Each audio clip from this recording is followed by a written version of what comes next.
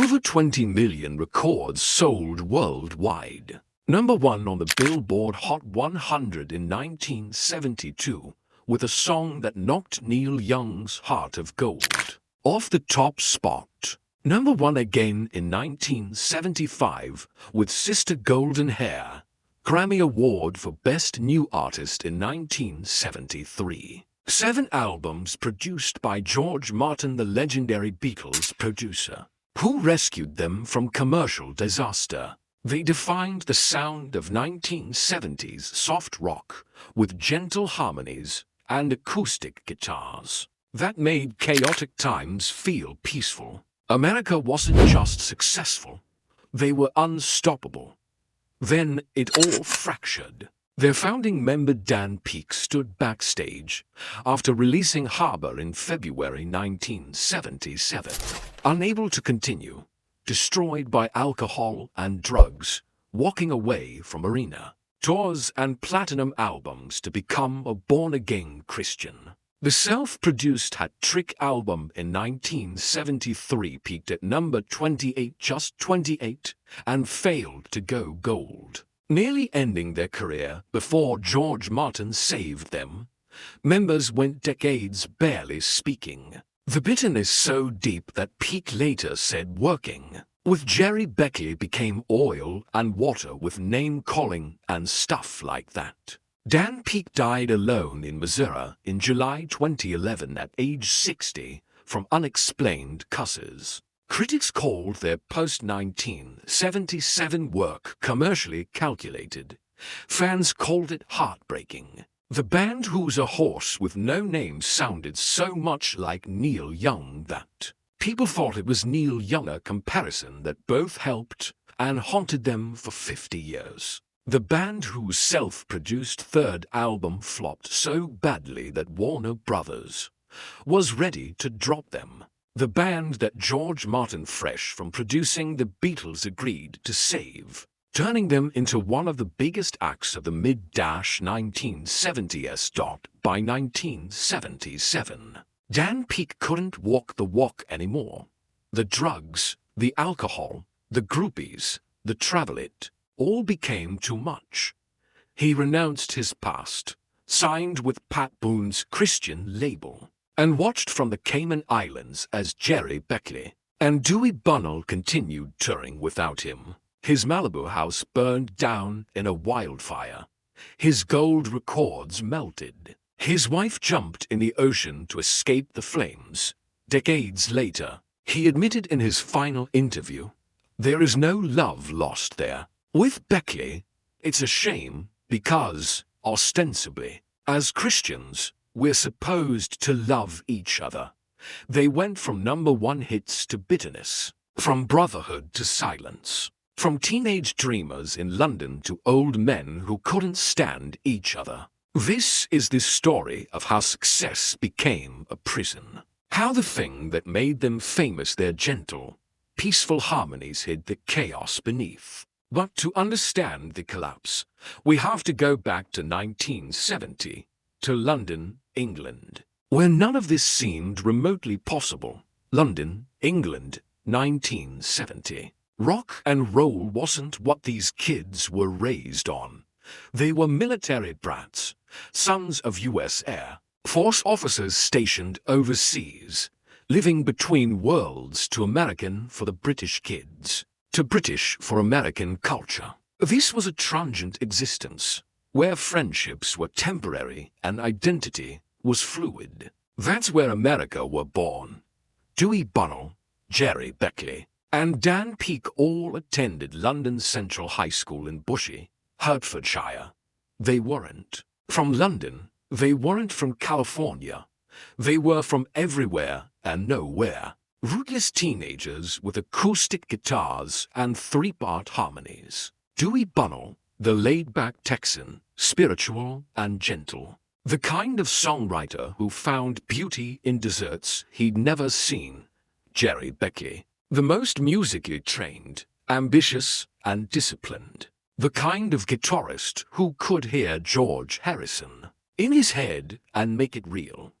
Dan Peek, born in Panama City, Florida, earnest and searching. The kind of singer whose high harmonies made everything shimmer. Together, they became America. The name came fast. They needed something simple, something that captured their identity as American kids in London during the height of the British invasion. They chose America, bold, naive, perfect. They weren't polished. They weren't innovative. They were hungry. Their sound was gentle acoustic folk rock, influenced by Crosby, Stills, and Nash, Simon and Garfunkel, and the Beatles. Three-part harmonies, layered over finger-picked guitars, lyrics about nature and loneliness and freedom. It was soft, accessible, unthreatening.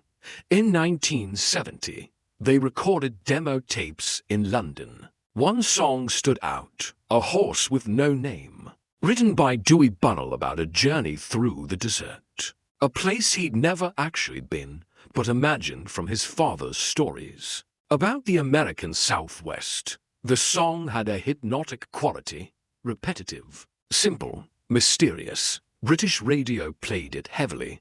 Then American radio followed. In January 1972, A Horse with No Name hit number 3 in the UK. In March 1972, it hit number 1 in the US, knocking Neil Young's Heart of Gold off the top spot. The irony was brutal. The song sounded so much like Neil Young that people thought it was Neil Young. Critics savaged them for derivative mimicry. Fans didn't care. Their self-titled debut album America peaked at number 1 in the US. They won the Grammy Award for Best New Artist in 1973. They were everywhere. But even in the beginning, the seeds of destruction were already there. Dan Peek was already struggling with alcohol. Jerry Beckley was already controlling the musical direction. Dewey Bunnell was already playing mediator between two strong personalities. They were being packaged, shaped, and sold as products, not as artists. They just didn't know it yet. By 1972, the lineup solidified. Dewey Bunnell, the gentle dreamer. Jerry Beckley, the musical architect. Dan Peek, the high harmony voice. This was the lineup that would change everything. Their sound was unlike anything on AM radio in 1972. Soft acoustic guitars, pristine, three-part harmonies, lyrics about highways and horses and heartbreak. It was folk rock stripped of protest, country rock stripped of twang, pop music stripped of aggression. Their second album, Homecoming, in November 1970 to hit number 9 in the US. Powered by Ventura Highway, the song was about driving through California, free and aimless, chasing sunshine. Beckley later said he was inspired by drives through Ventura County, watching the alligator lizards in the air. It was vivid, visual, perfect for FM radio. Critics called them derivative. Fans called them prophets of peace. December 1972. Radio stations across America. Ventura Highway climbed to number 8. On the Billboard Hot 100, America was touring with the Everly Brothers. They were headlining their own shows. They were making money. It was gentle. It was commercial. It worked. But in 1973, everything changed. America decided to self-produce their third album, Hat Trick.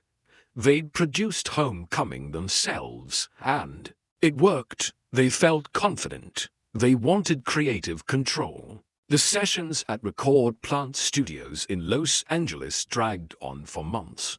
Late nights, parties, expensive studio time, no discipline. They recorded an 8-minute title track, added strings, added harmonicas, added tap dancing. It was ambitious. It was exhausting. It was too much. Hat Trick was released in October 1973. It peaked at number 28 on the Billboard 100. Just 28. It failed to go gold. The only single, Muskrat Love, reached number 67. Captain and Tennille would cover it 3 years later and take it to number 4. Warner Brothers was losing faith. The band that had won a Grammy was now a commercial disappointment. Most bands would have broken up. But beneath this failure, something brilliant was brewing. Jerry Beckley had a plan. They needed a producer, not just any producer, the best producer. They approached George Martin, the legendary producer who'd shaped the Beatles' sound, who'd worked on Sk Peppers and Abbey Road and everything in between. Martin agreed, and the machine restarted, faster than any of them could control. Before we continue, don't forget to like and subscribe to the channel. Holiday. This was it, the apex. Recorded in June 1974 at Air Studios in London. Produced by George Martin and engineered by Jeff Emerick, the same team that had made the Beatles sound like gods. Martin brought discipline. He brought structure. He brought sophistication. Dewey Bonner later said, "When we were making Hat Trick in Los Angeles at the record plant, it was party time, late sessions. But the British studio Air Studios in London, it was like we were in some kind of factory. It was very sterile and weird." George was from that school, having produced the Beatles. And he still had a lot of that work ethic going on, which was good because it reined us in. They recorded the entire album in 16 days. Holiday was released in June 1974. It hit number 3 on the Billboard 200. It went gold, then platinum.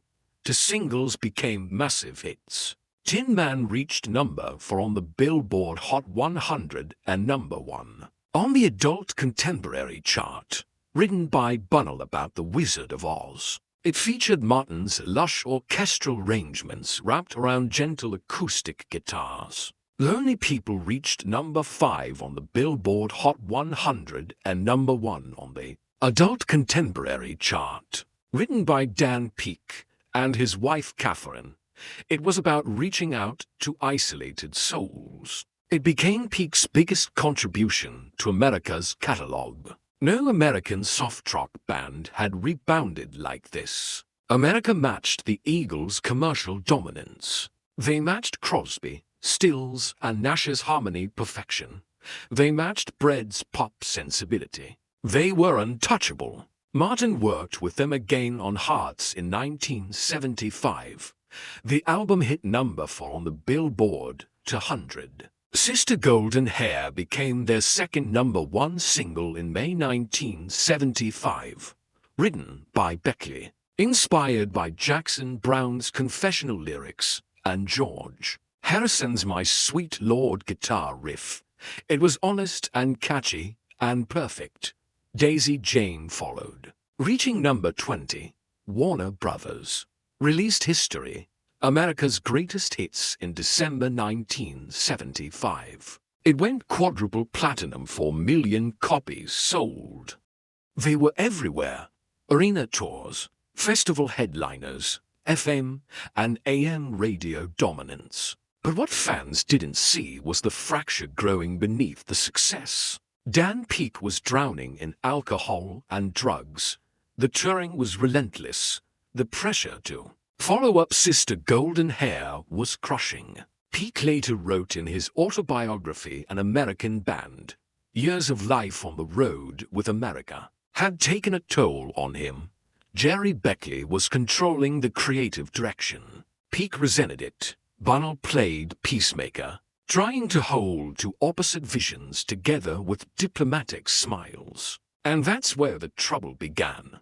Harbor was released in February 1977. It hit number 21 on the Billboard 200. Respectable, but not Holiday, not Hearts. In mid-1977, during the Harbor tour, Dan Peek couldn't do it anymore. He later said, "I was trying to walk the walk and was just unable to do it in the band.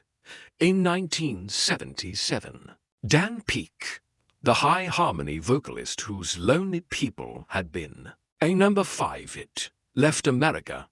He was disenchanted with the travel, the recreational drug use, the female groupies. He'd found God. He couldn't reconcile his faith with the lifestyle. Most bands would have collapsed, but Beckley and Bunnell adapted. They continued as a duo. They kept George Martin as producer. They kept touring. They kept recording. It was professional. It was calculated. It was everything America used to mock. But the pressure kept building. Silent Letter in 1979 peaked at number 110. Dewey Bunnell sarcastically called it silent record. George Martin's 7-album run with America ended in 1982. The tide was beginning to turn. The 1980s. The end of the George Martin era was here. Alibi in 1980 peaked at number 142. View from the Ground in 1980 gave them one final hit, You Can Do. Magic reached number 8 on the Billboard Hot 100. But it felt hollow. America without Dan Peek had worked for a while because Beckley and Bunnell adapted. But something essential was missing. The trio's chemistry, the 3-part harmonies, the 3 perspectives, the 3 personalities was gone. Then, in the late 2000s, came the final blows. July 24, 2011. Dan Peek died in his sleep at his home in Farmington, Missouri.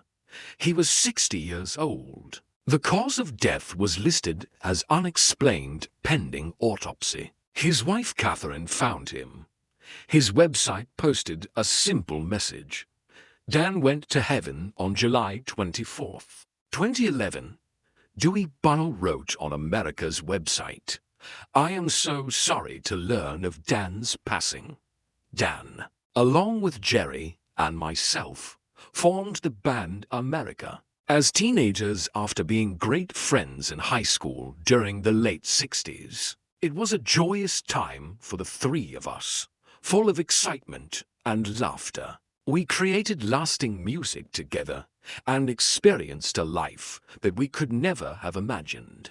Dan was an equal and integral part of that early history, and I have never forgotten the good times we spent making that music and learning about life together. But the statement felt distant, diplomatic, final. Peek had spent his final years in semi-retirement in the Cayman Islands, occasionally recording Christian music, selling albums through his website, feeling forgotten.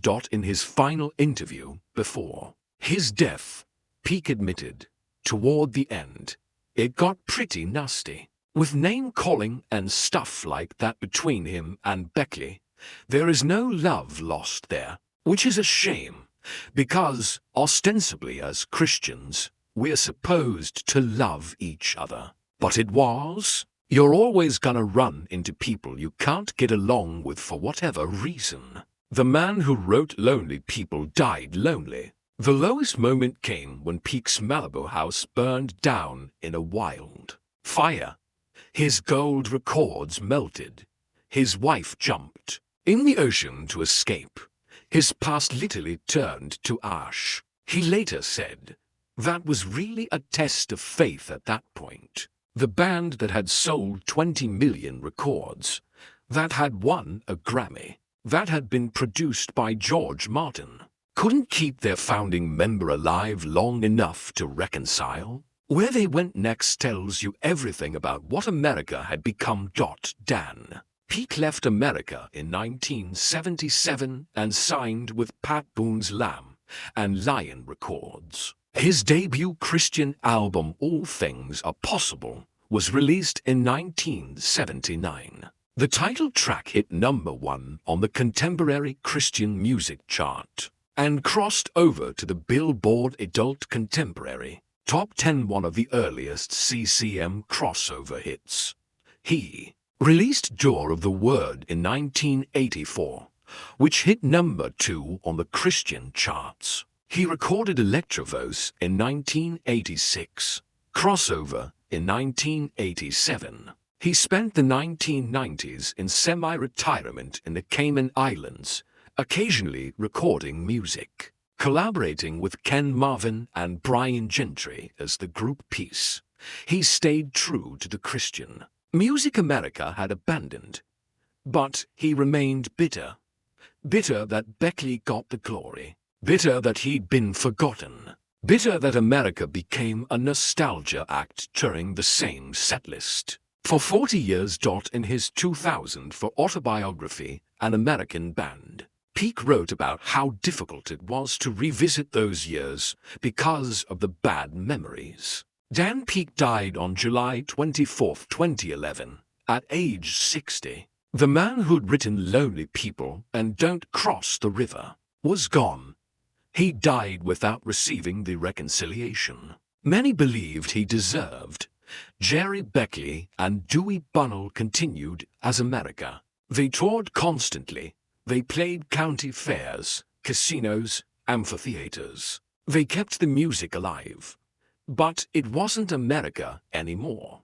It was a tribute to a memory. In January 2024, Jerry Beckley officially retired from touring at age 71. He remains active in recordings and business decisions, but the stage is closed to him. Dewey Bunnell, now 73, is the only original member still touring in 2026. He leads the Happy Trails tour with hired musicians. In late 2025, Jerry Beckley and Dewey Bunnell were announced as nominees for the Songwriters Hall of Fame class of 2026. Finally, after 50 years, they're being recognized as serious songwriters, not just soft rock hit makers. But the recognition came too late. Dan Peake is dead. The original trio will never reunite. If you're enjoying this, remember to subscribe for more. The real war wasn't just about who showed up. It was about legacy. Decades later, the question became, what did America mean? Was it the original trio of Beckley, Bunnell, and Peake creating a horse with no name and Ventura Highway? Was it the George Martin-produced era of 1974 to 1982 with Sister Golden Hair and Tin Man? Was it the duo of Beckley and Bunnell touring for 40 years after Peake left? Or was it all of them and none of them at the same time? Today, America exists as a touring entity and a catalogue. Dewey Bunnell is still performing. Jerry Beckley is retired from touring. Dan Peake is gone. They sold over 20 million records worldwide. They influenced soft rock harmony groups for 2 generations.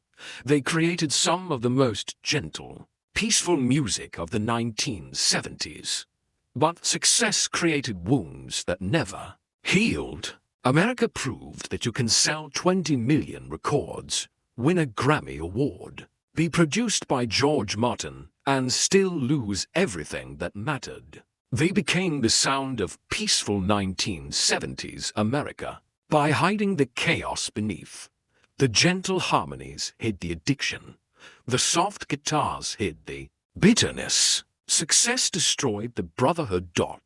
And when the hits stopped coming, all that was left was 2 old men touring county fairs and 1 dead man in Missouri, who'd spent his final years feeling forgotten. The platinum albums hid the resentment. The Grammy Award hid the fractures. George Martin's production couldn't fix what was broken between them. And now, decades later, the only thing anyone can agree on is that America deserved better. There are no reunions left, no reconciliations coming. Just 3 brilliant musicians who created something extraordinary as teenagers and spent the rest of their lives watching it dissolve. Dan Peake is gone. Jerry Beckley is retired from the road. Dewey Bunnell remains, the last original member standing. carrying a torch for a band that fractured in 1977 and never truly healed. The music survived. The friendship didn't. What part of this story hits you the hardest? The fact that Dan Peek walked away from arena tours and platinum albums because he couldn't reconcile his faith with the lifestyle. The fact that their self-produced hat trick album peaked at number 28 and nearly ended their career. The fact that Peek died alone in Missouri without reconciling with Beckley. Did you see them live? The original trio era, the Beckley-Bunnell duo, or the current Dewey-Bunnell tours? Was Dan Peek right to leave in 1977, or did he abandon something sacred? Drop your memories and opinions below. And if this story fascinated you, hit like and subscribe, because the rise and fall of legends never gets old. Thanks for watching.